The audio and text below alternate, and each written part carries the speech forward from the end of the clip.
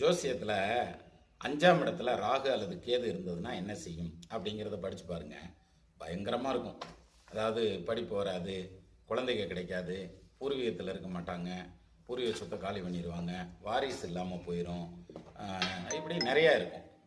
அதே மாதிரி புத்தி இல்லாத மூடனாக இருப்பான் அப்படின்னு. ராகு கேது, இந்த ராகு கேதுவை பொறுத்த வரைக்கும் பல இடங்களில் நம்ம பேசியிருக்கோம். அதாவது அது எங்கே இருக்கார் அப்படிங்கிறது மேட்ரே கிடையாது, என்ன செய்ய போகிறார் அப்படிங்கிறது தான் மேட்ரு. அப்போது என்ன செய்ய போகிறாருன்னா, அந்த ராகு கேது பாசிட்டிவாக இருக்கா நெகட்டிவாக இருக்கான்னு பார்க்க தெரியணும். எங்கள் 5ஆம் இடத்துல. அப்போது அந்த ராகு கேதுவுக்கு வீடு கொடுத்தவனோ நட்சத்திர சாரம் கொடுத்தவனோ ஸ்ட்ராங்காக இருந்துட்டா நிச்சயமாக அந்த ராகு கேது நெகட்டிவாக எதையும் செய்யாது, ஈவன் 5ஆம் இடத்துல இருந்தால் கூட. நீங்கள் இதுக்கு ஒரு எடுத்துக்காட்டாக கவிஞர் கண்ணதாசன் ஜாதகத்தை எடுத்துக்கலாம். இது ஷார்ட்ஸுங்கிறதுனால நான் அதை போடலை, இல்லாட்டி சார்ட் எடுத்துக்காட்டு காமிச்சிருப்பேன். அந்த ஜாதகத்தில் பார்த்தீங்கன்னாக்க சிம்ம லக்னத்துக்கு 5ஆம் இடத்துல கேது இருக்கும். பொதுவாக 5ல் கேது இருந்தால் என்ன ஆகும்? குழந்தையே இருக்கக்கூடாது, அவருக்கு நிறைய குழந்தைங்கள். அதே மாதிரி 5ஆம் இடத்துல கேது இருந்து பெரிய பேரும் புகழும் வந்தது. படிப்பு இல்லை, ஆனால் படிப்பு இல்லைனாலும் படித்தவனை விட ரொம்ப பிரமாதமாக பெர்ஃபார்ம் பண்ணிட்டார்ல.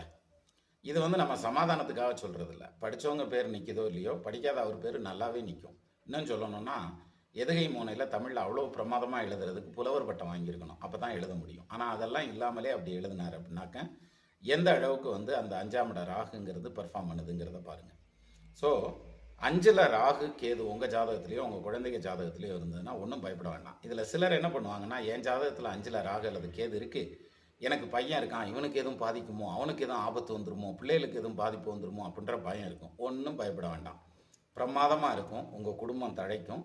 5ல் ராகு கேது இருந்தால் பெரிய பேரும் புகழும் சம்பாதிக்கிறதுக்கான யோகம் இருக்கும், நல்ல பொருளாதாரத்தை சம்பாதிக்கிறதுக்கான யோகம் இருக்கும்.